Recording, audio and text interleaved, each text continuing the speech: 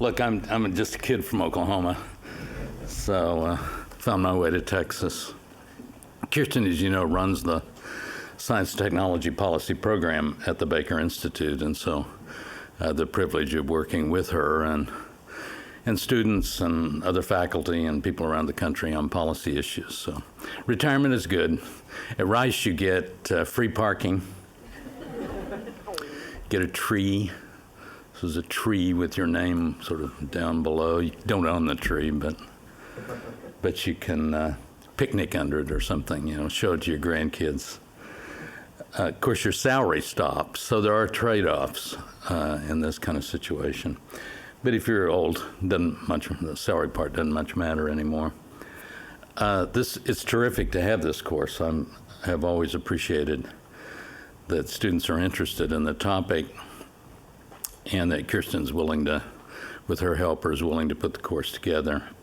I find on this campus and around the country when I meet with young people in other universities and other settings that there's a lot more interest in policy than when I was your age. In fact, I wouldn't have known what policy meant and wouldn't have had any particular interest in it. It was a very different environment, and I'll talk a little bit about that.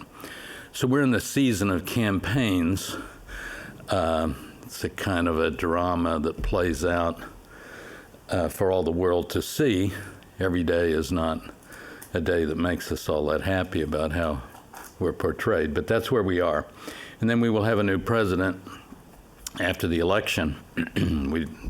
I doubt anybody knows who that's going to be, but we all have our own choices as to how it might come out. But as soon as the election is done, as soon as the election is completed and the person is selected, we hope not by the Supreme Court this time, but a real election, then something called the transition takes place. And the transition is a time when the new president puts together his or her team of people to go around all over the executive branch and federal agencies and find out what's going on and help put together a plan for the new president to run the government. So that's the transition period, and various of us have been involved in that activity before. Kirsten has activities going on now, planning for the next transition, working with Kenny, who's sitting back here, who has his degree in physics, which of course is ideal preparation for working on presidential policies. And so we'll come out with some material we hope would be important in advising the future president and everybody who works with him or her and through the transition and then on into the first term, because hopefully a good plan will be put together that will be implemented to some degree. Science and technology is a part of that, and we want to at least voice our thoughts about how science and technology policy really ought to go in the new administration. So that's sort of a context in which I'm going to talk to you today. I have a device here which I've forgotten how it works, but one of these buttons will actually advance. That one just turns off the slide. Okay, so title is Giving Science Advice to the President and Why It's Getting Harder. It is getting harder. It has been getting harder for a good long time. And yeah, so that's the laser. And so I'm going to talk a little bit about that. Can you hear me if I talk from here? Okay. So I'm at Rice University. Okay, so are you. This is the bottom line. We could even stop with the slide. There's a lot we could talk about under each one of these headings. Why is it getting harder? This is just Neil's view of why it's getting harder. Other people will have their own. One reason is that the Cold War rationale is gone. During Cold War days, and of course during the Second World War that preceded that period, it wasn't difficult, it was not hard to explain to members of Congress or people on the street why the nation needed to increase its scientific and technological capability. First of all, to win the war, and then beyond that, we had the Soviet Union to worry about, and we were all ducking under our desks to avoid atom bombs. So it was not a discussion. Federal government just put money in, and researchers did the work. That's gone. That rationale is gone. The world's complicated, it's not peaceful, but it's not such an easy there's not such an easy focus for the evil empire. I mean, we don't have that anymore. We have a much more complicated situation. And it doesn't necessarily drive priorities in science. Second is, most societal needs depend on science and technology.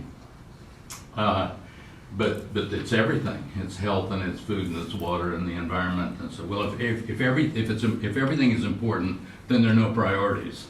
And it's very hard to get a focus for policymakers and the public, and we don't have that focus right now. However, over time, biomedical research in health became a priority, and we'll see that in the numbers that I'll show you in a minute. Meantime, our research funding's really been sagging for a long time, in part because of the difficulty of explaining why we spend money on that when we know there are other issues that the country faces, other problems that we face. They cost money. So we're worried. Other nations are surging ahead in their funding. Not all of them, but some of them. Finally, the American people simply doesn't know anything. People really don't know anything about science and technology. And they probably didn't know anything, I should say we, the public, probably didn't know anything during the Cold War days, but we didn't need to know anything. Somebody just said, we have to do this to win the war against the Soviet Union. That's enough said, so don't ask me any more questions. We'll talk a little bit about what people know. We're also polarized politically, and people are confused, and not suggesting all American people are bad or that they're all ignorant. It's just that there are a lot of distractions in life. Kids are going to school, soccer, music, football. I mean, there's all kinds of things important to families. And families have tragedies, health issues, and all kinds of other problems. So there's a lot of distractions, a lot of reasons why people are not focused on science. Policy making on anything is hard. So President's Science Advisor really is the one single person in the country who actually thinks all the time about the nation's science and technology enterprise. How strong are we? What do we need to do? And of course, because it's the President's Science Advisor, that individual focuses particularly on federal programs, funding of research, and everything else the federal government does that you might connect in your mind with science and technology. It doesn't mean the Science Advisor is by any means a particularly important person in the federal government, but you need somebody focusing on this. And we'll talk about how you go about doing that. So we'll talk a little bit about a history of advising U.S. presidents, and that'll give us a chance to sort of see what I just said laid out in dollars and activities. And then I'll just give you some comments on my own experience. It's just one person's perspective, but it's all I've got, so I'll share that one with you.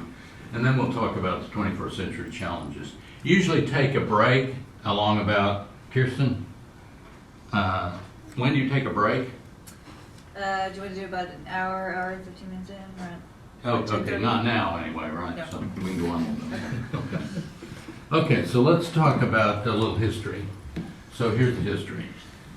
Before World War II, I would say most research and development was going on in industry. So we were steam engine and making cars and all the sort of thing that we think of as icons of early American science and technology. But agriculture was an area where the federal government got involved. And so even during just before and after the Civil War, the United States put in place the land-grant college system and agricultural extension centers, because agriculture was a big deal in America at that time, and farmers wanted to grow crops more efficiently, make more money for themselves, but also provide more food. So agriculture was a big deal. The federal government was willing to fund researchers in universities who understood these things and did research to understand them better. And so that was the land-grant colleges, some before the Civil War, others in the South then after the Civil War. And industry was doing its own thing. World War II woke everybody up, so the federal government suddenly realized that they were going to need science and engineering and technology if they were going to win the Second World War, radar, for example, but also fuses on torpedoes and all kinds of things. And they didn't have scientists, not very many, in their own laboratories and agencies. So they had to funnel money out to the universities. Now, prior to World War II, the university's been very resistant to taking government money, because sometimes when you take government money, government tells you what to do with it, and academics are fiercely independent, but they can be bought like anybody else. So, and during the Second World War, to be fair, everybody wanted to play a role. The nation's future was at stake, the freedom of the people, so nobody questioned. So suddenly the university scientists and engineers all lined up, said, we're going to do whatever the government, tell us what you want us to work on, radar, fuses, whatever it is, bombs, we'll do it. So a lot of money then began to flow in the early 40s into universities, and that established something called the government university, what we call the government university partnership. Really a partner, unique essentially in the world, a real partnership between the federal government and the universities. The idea was that the government will collect tax money, they will spend some of that, the government will spend some of that on university research. The researchers will do the work, publish it, or probably during the wartime, in some cases not, but all right, publish the research, make it available to the people. And that's been going on for a very long time. It really started in the Second World War. It was the beginning of the partnership. The focus in those early days was really on, my laser is weak. Anybody have a laser? You got a laser? That's okay. It's here, but it's not too strong. How's that one? That's better. Okay, shield your eyes and keep them excited. Okay, so then World War II, I mentioned we went into the whole effort. We worked, a lot of the work was done on radar, that's what these symbolize, then on early nuclear activities, especially after Einstein's letter to Roosevelt that said the Germans may actually be building a bomb of unprecedented magnitude. So then our program started in nuclear weapons development, the Manhattan Project, Los Alamos, Livermore, Brookhaven, all the rest of it. Early computing was very important in the war effort, such things as decoding, but also just doing calculations important to the military effort. So a lot of this kind of research and development was going on during World War II. Early Cold War, some of this continued, but then the question was, after the surrenders in Europe and in Japan, should the U.S. government continue to spend taxpayers' money in universities, or should it do something else, or should it just cut back? So in the very famous letter and report authored by Vannevar Bush, who was an early science advisor to Roosevelt and then Truman after Roosevelt's death in '45, he wrote this report called Science, the Endless Frontier, in which he said, look, this partnership worked really well during the Second World War. We're entering a different time. He didn't address Cold War so specifically, but it was in everybody's mind. Right, we knew coming out of the Second World War, we're going right into a Cold War with the Soviet Union. But Bush made another kind of point that we need to build the capacity, intellectual energy, knowledge in this country if we're going to be a leader in peacetime as we were in wartime. So he made the argument. Truman accepted it after Roosevelt's death, and that really continued this government-university partnership on into the Cold War, on into today. But in the latter decades of the 20th century, as the Cold War was sort of winding down, warming up or cooling off, whatever you might want to say, the partnership got more complicated. The physical sciences were no longer such an emphasis because bombs and rockets was not really what this was all about. But biomedical research did emerge as a particularly important priority, and industry began to play an important role in research. Not just research for its own purposes, primarily that, but also there were big laboratories Bell Laboratories being an example, Hewlett-Packard, Sylvania, later in later years Exxon and Texas Instruments. And all these companies in those days were really able to afford R&D laboratories. They don't do that anymore.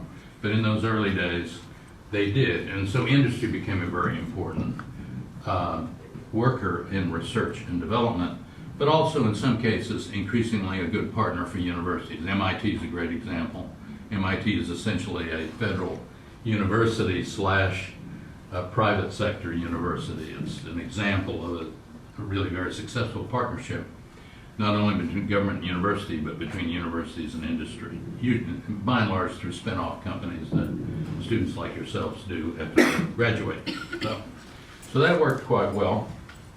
And that brings us to today, but today the priorities are not really quite so clear, as I've indicated. We're kind of muddled. So during this period, we got things out of all of this effort. Some of the effort starting in World War II. So in 47, the transistor was discovered at Bell Laboratories, as I mentioned.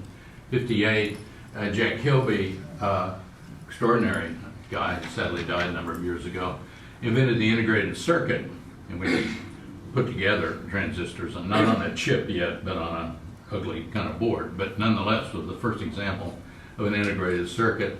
And then Gordon Moore, and of course many other people, got the idea of actually building these integrated circuits on chips and making them smaller and smaller and smaller and smaller, and that gave you Moore's law, which is essentially the number of transistors on a chip as a function of time.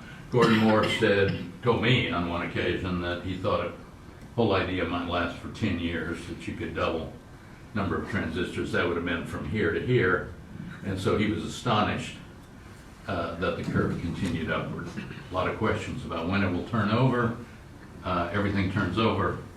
Lots of challenges now. The dimensions are such that you're in the quantum regime, squeezing things together where electrons leak over through quantum effects and so all kinds of issues. But the good news is, out of that, I guess it's good news, we got all these things that are in our pockets and ears and other sorts of places. So the laptops and the tablets and the iPhones and the Androids and all the rest of it. Just a byproduct among many other things, like your automobile, which is all full of computer chips and other sorts of things. Some people's refrigerators. You can be in Hong Kong and you can program your refrigerator, turn on or turn the temperature down. I would say it's kind of over the edge, but all right, people like that. We also got sequencing of the human genome.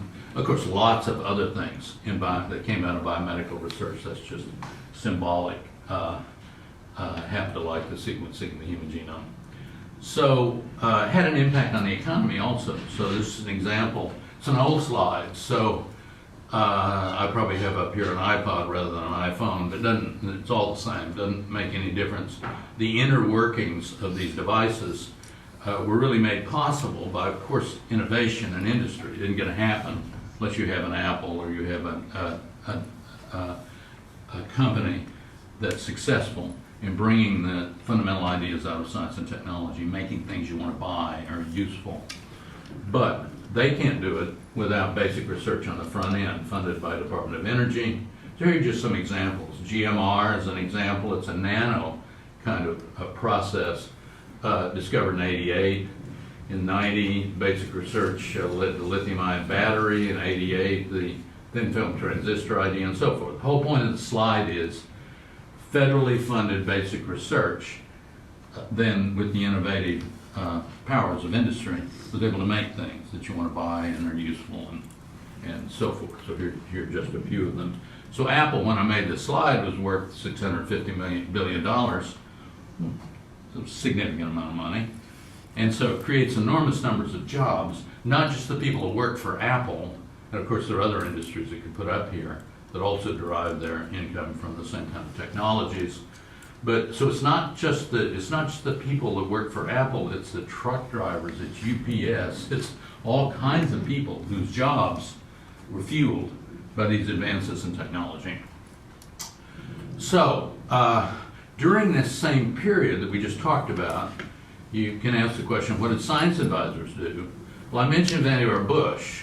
Yeah, prior to World War II, presidents didn't need any science advisor. Although I like to think one of my predecessors was Benjamin Franklin. He was a scientist, did original work in the study of electricity, and he advised George Washington. I don't think anybody called him a science advisor, and I don't think Benjamin and George talked about science much, but I don't know. I wasn't there. I am old, but not that old. Okay, so no need there, but in the wartime, for all the reasons I described earlier, we really needed a science advisor. Vannevar Bush was an electrical engineer from MIT, well known for his work in electronics and early computing and so forth. So he was pegged, he at that time had already moved to Washington as president of the Carnegie Institution of Washington. I think that is the case. Anyway, he was well known science and a well-known engineer. He was tapped by Roosevelt to become the science advisor. He was not just a science advisor. He actually controlled the federal investment of research and development dollars, a lot of dollars. He decided with his staff where those dollars were going to go. Current day science advisors don't have that kind of influence. And I mentioned the report he wrote at the end of World War II, essentially saying we needed to continue this government-university partnerships. And actually, Bush recommended a single agency, federal agency, to fund all of this, fund all the medical research, the military research, and everything else. Called it the National Research Foundation. It did not come to be because of disagreements with the Congress and also with President Truman. But the National Science Foundation did start up at that point, but so did other agencies, National Institutes of Health, all the defense research agencies, Navy, Air Force, Army, and so forth. As we went into the Cold War, the science advisors were still very important, but they were focused on bombs and rockets. How big's the bomb and how big's the rocket need to be so you can get the bomb where it needs to go. Not fun times, but that's what was going on. Then in recent decades, science advisors have had a hard time knowing exactly what to do because science and technology are important to everything. So exactly what do you choose that you think are important priorities to get the president's ear? And of course, if the president wants to know something, you do respond. But your job is also to anticipate science and technology questions and issues that the president needs to know about. So it's a different kind of a job. I would say the science advisor is not more influential than he was, and they've all been he so far. I have a feeling that might change, but okay, it should change. These folks were really very influential, and of course, Vannevar Bush particularly so. But in recent years, it really depends on the issues involved. So when the president cares about an issue that's fundamentally science, then the science advisor is in the room and is expected to advise the president. And that happens on and off, but you just can't predict what the issue is really going to be. Okay, here's some science advisors. Here's John Holden, advises President Obama.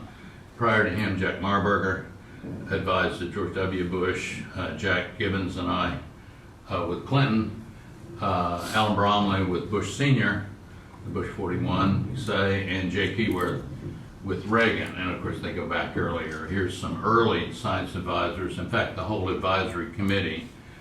The history is that there's generally somebody called science advisor, and then there's a committee of advisors, people who are not paid by the federal government, who are brought in to give their own views.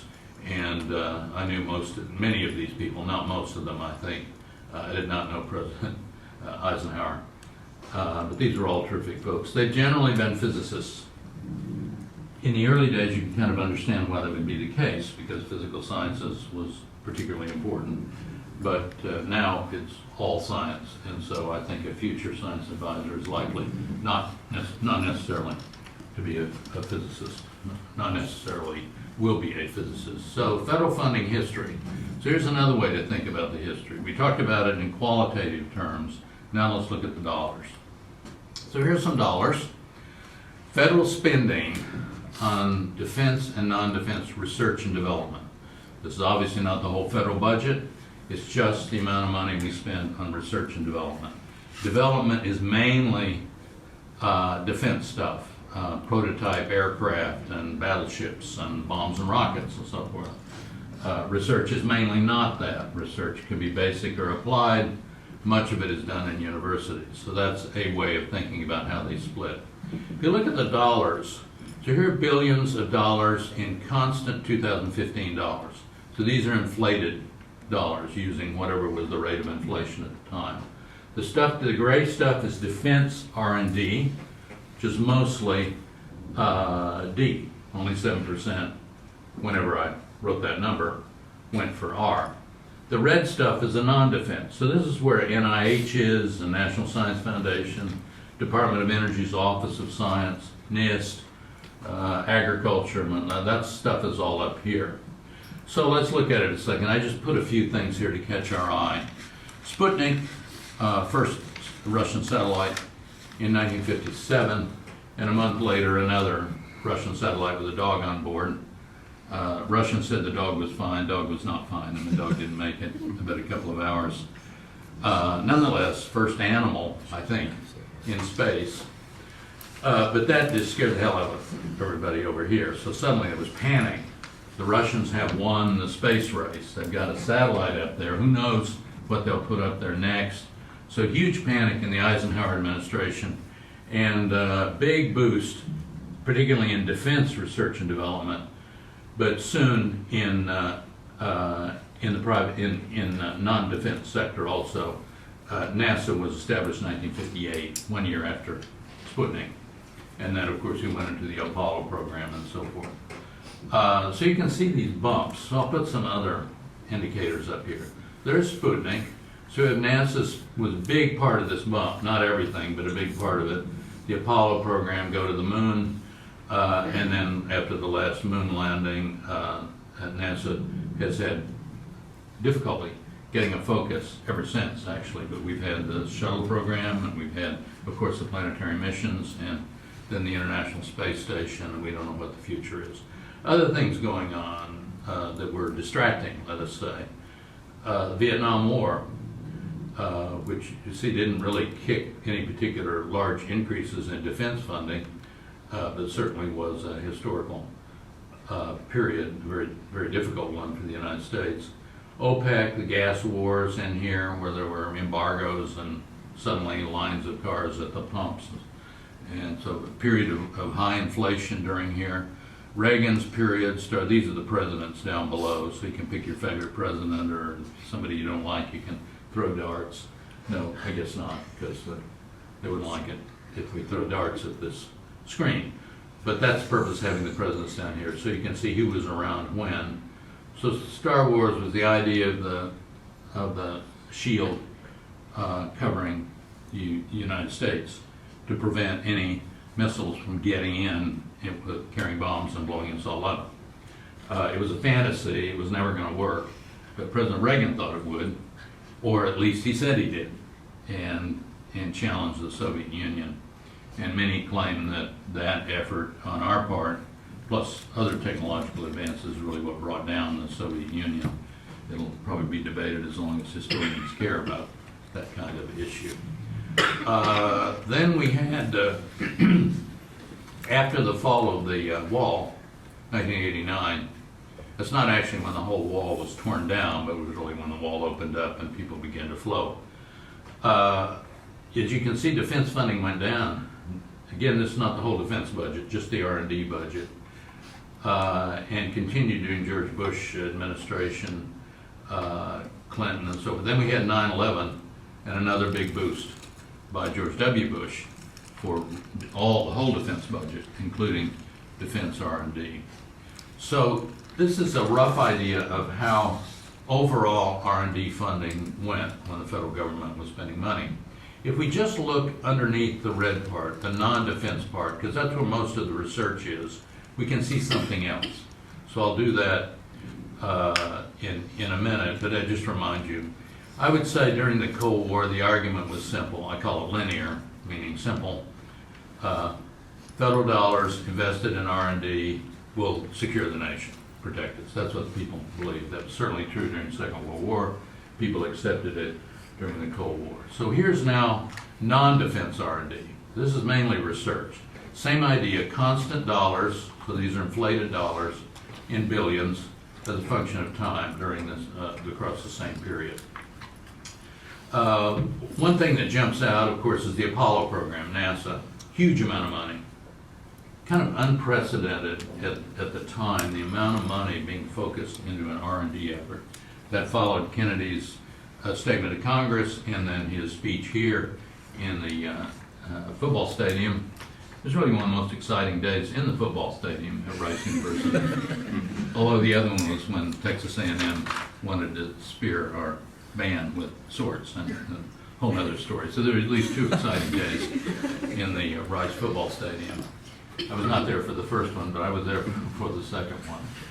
So that's the space story. And since then, we do spend quite a lot of money on NASA, and we have a space station, and we're phased out the shuttle program. And I think the program does have a future, but its priorities have been troubled. Energy, especially during the time of the gas wars and our problem with OPEC, we spent a lot of money on energy R&D, some of it not wisely, and then that wound down as soon as the price of oil went back down again. The real mess in NSF did slowly increase its funding during this period. This little jump is just because some DOE, Department of Energy, R&D activities were redefined as basic science. That's why I put DOE science down here. That started about here. And there's stories that go with every single one of these budget years, why they bump up, why they bump down, but I don't know all those stories, thankfully. I can still remember 6 figures of pi, which is a measure of how much I've forgotten or remembered due to my time in Washington. The real message here is over 40 years now, biomedical research has been a priority until fairly recently. We'll talk about that in a minute. So just almost steady growth all through here in NIH funding. That built a huge enterprise, biomedical research. Much of it is across the street, and of course, lots of progress in our understanding of the human body and disease, all during that process. So I would say post-Cold War period, at least for a long time, we really had kind of another linear model. If you spend federal dollars on R&D in NIH, then that will improve the health of the nation. We all are touched by disease, our families, people around us, friends. This was a pretty easy sell. I certainly thought it was an easy sell, and I was stunned when the bottom dropped out of the NIH budget. As it did, and as you can see here. So I put this inset, just the NIH budget. It had been growing all this time. This starts in '98. It's also constant dollars, and these are the different ways money is spent in NIH on mental health and and cancer and other things, other diseases. But after the growth, the last 5 years of which was a doubling or 5-year time, decision made by the chairman of the House Appropriation Committee responsible for funding for NIH. He just said, I want to double the budget of NIH in 5 years. And he did. It's astonishing. But once that happened, it was all over for NIH. Then the funding just started to go downhill, except for President Obama's stimulus, where the money was spent over 2 years. And that's why this red bar is up there, because this is budget authority. This is actually the amount of money that Congress writes down for the agency, sometimes to be spent over several years. So why did this happen? Lots of reasons, I think. Other things going on in the world, other things going on in American politics. We can have a discussion about that. I would be very interested in your view about that, but it certainly got my attention. When this happened, I thought 1 year, okay, who knows what's going to happen in 1 year. But after you begin to see the downward trend, something's going on. There aren't any arguments now that are convincing the American people and or certainly their elected representatives that they need to keep growing investment in research. For whatever reason, that wasn't happening anymore. So how to get back on track if you believe that those investments are really important to the future of the country. Some of us do, and so we've been spending a lot of time on that. So I would say today we don't have any linear model. You spend federal dollars on R&D, what do you get out of it? So mainly, I think you could argue that for the last several years, the budgets have just been up and down with the political fighting between the House of Representatives in particular and the White House. And the budgets have just sort of limped along. So next year's budget is this year's budget plus or minus a few percent without any argument at all about priorities. Been that way for a very long time. Okay, so experience of one of Clinton's science advisors. Just wave at me when we need to break, Kirsten. So, as I said, I'm a kid from Oklahoma. This is my wife in our little sort of the fringe on top. And we were high school sweethearts and got married after we both graduated from college and have enjoyed 56 years worth of marriage right now. A couple of wonderful children and 4 grandchildren. Most important part of my life started right there. But when I was younger in Oklahoma, tornadoes swirled around, and if you're a kid growing up in the 50s in Oklahoma, then I don't want to talk down Oklahoma, we may have some Oklahoma people. A kid growing up in the 50s in Oklahoma, there's not a lot happening. I mean, it's you go outside, it's hot or it's cold, it's flat. I collected mice or whatever, collected rocks, anything. When the storms came in, extraordinarily exciting. Very big thunderheads, and I was the last kid in the storm cellar until my mother dragged me down into the storm cellar. So I think that probably got me interested in science, although I ended up in theoretical physics. Did some postdoc work, one of the great institutes of the world. Came to Rice in 1966 as assistant professor, made $1,000 a month. Thought I died and gone to heaven. Big money. Pretty well made my academic career here. I did have a campus in Colorado Springs. If you've seen it, it's a beautiful campus. And I was chancellor there for a couple of years, year and a half only, really. And then Rice brought me back as provost. So why, I don't know. Why did they do it? Why did I go in and do administration? I don't know the answer to that. But it was a great university, and I visit there every year or so when I'm invited to do so. Then I'd been provost for 7 years, or 7.5 years, when George Rupp was president. And I was ready to do something else. I loved Rice, still do, always have.